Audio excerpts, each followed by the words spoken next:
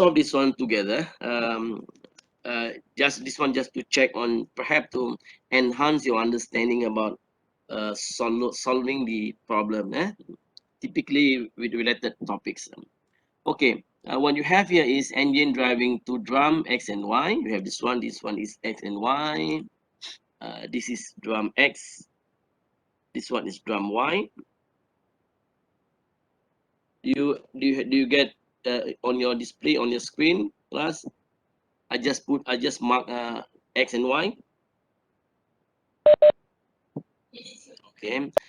Then this is how to read and to understand the equation. Then you have 500 kg load drum Y. This one, yeah, 500 kg load drum Y lowered. This is lowered, yeah, lowered. It is pointing downward with the acceleration 0. We have 2 meter per second square. Then while drum X is carrying 600 and pointing upward, and the acceleration here, and if I can put it as a X, for example, which we do not know, isn't it? We do not know. We know it's only a Y. And with this condition, we want to define what be the torque required for the engine to operate, which is T engine, or perhaps we name it as TI or T input. Then the overall efficiency of the transmission system, which is basically the opposite.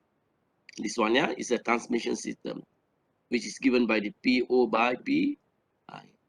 And finally, torque produced by the engine if there's no load at both drums. So there's no load here. You snap it here, you snap both loads. So you're running and operating without carrying any loads. Of course, you keep accelerating. You keep accelerating. There's a friction on bearing, but there's no friction or there's no load on both drums. So this is how to understand the equation. Okay, so all are given here. Number of these bearing friction torque here, equivalent mass moment inertia, and also all gear efficiency. This one, yeah, all gear efficiency, meaning that the connection between here. These are all given. Okay, so we're going to look for TIs here. So this will be the solution. I'm going to open up another file. My working template here. My working template here will be the empty. Hold on, I'm selecting. Already get the just now, yeah, just 1 minute hoist, past test equation, past test equation, past test equation. Yeah, this one. And the template is the working. This one, close this file. I cannot open so many files because the pull down menu will be not activate. So you have here the equation. You don't have to redraw the or reconstruct or we withdraw the figure. What you need is to just jot down on the equation. Okay, the equation asks us to define what is TI first. TI. Okay, this is the TI. TI first. Okay, what is the TI? So as I mentioned earlier, first foremost of the procedure is to calculate every gear ratio. So now number one, calculate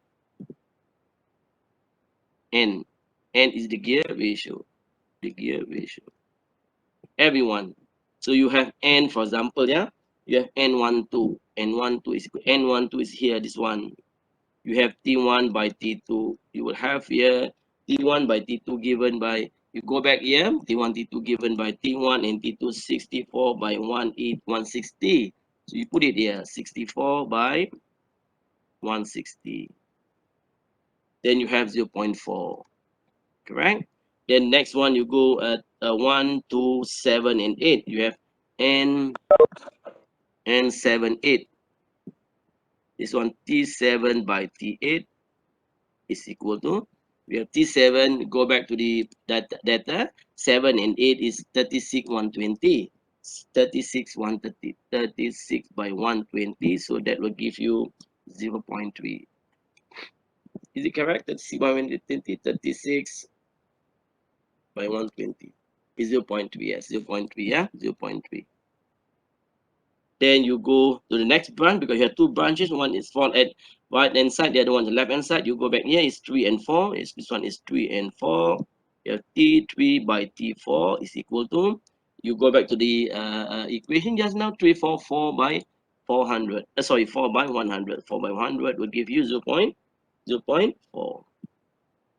And then last but not least, B5 and 6. This one is N5, 6. This one is T5 by T6. You have the T5 and T6 given here, 5 and 6 is 4896. This one is 4896. 48 by 96. You will have here 0 0.5, half of that. Huh? So these are all the parameters. So if the question perhaps asking about the overall gear ratio, because you have two branch, so this is not the equation. In the equation, not just the no, additional equation. You have two branches, so you have n overall of gear 1 to gear 8. You will have what? You will have n12 multiplied by n78, isn't it? And the other one, the n overall for gear what? From gear 3 to gear 6, for example. So you will have n 34 by n 56. This is supposing you've been asked to look at what is overall gear ratio within the branches. Otherwise, just forget about that. Yeah? This is the additional notes in my solution. Okay. So the next thing is what? After you calculate the gear ratio, the next thing, remember, the next thing will be what? What is the next thing? Generate what? General equation, isn't it? Before generating the general equation, you need to what? Need to what? Need to what? Decide what? Reference. Am I correct? Isn't it? So you have two references. One will be referred to output shaft, the other one referred to input shaft. So which one is very, a logic or perhaps valid there? So refer to what? Refer to what? Input, doctor. Refer to, why we refer to input shaft? Why this one? Singularity, doctor. Yes, thank you. Yeah, because one input shaft, one input. Okay, so now then you start generating general equation. Ti is equal to To refer to I plus Fb refer to I plus I equivalent refer to I alpha I. So this is the general equation. But then if you look at very careful, this equation belong to what? Belong to one input, isn't it? One input and one what? One output, correct? Output. So it is not valid. So what you need to do now is to what? To modify the equation. To what? To cater your problem. So modify this one. To be modified. To be modified. This one you don't have to write in the test. Yes, this one is for your notes here. To be modified. So to be modified as you have TO refer to I, X, and TO refer to I for drum Y. Okay, this one is just for your note, yeah. Now in the exam on test, not to do this one. Okay, what we are going to do now is to expand the equation to become the equation you need to solve, isn't it? You have Ti, so equal to, now you have To refer to I for dy plus To refer to I for dx plus Fb refer to I. Then you have plus I equivalent refer to I alpha. Then you check whether this value you need this value or not. Because they provide the acceleration, so you need this one. Otherwise, this one will become 0 because the alpha I becoming 0 when the system running constant speed, steady condition, what else? Reaches maximum torque, for example. Yeah. So you need to verify whether you need this term or not. Yeah. Then you keep doing calculating term by term. Okay, now calculating term by term. Dy, for example, is equal to dy is here. So this is your input. This is your output for dy. Yeah. So you have to move from input to output. This one you have t dy,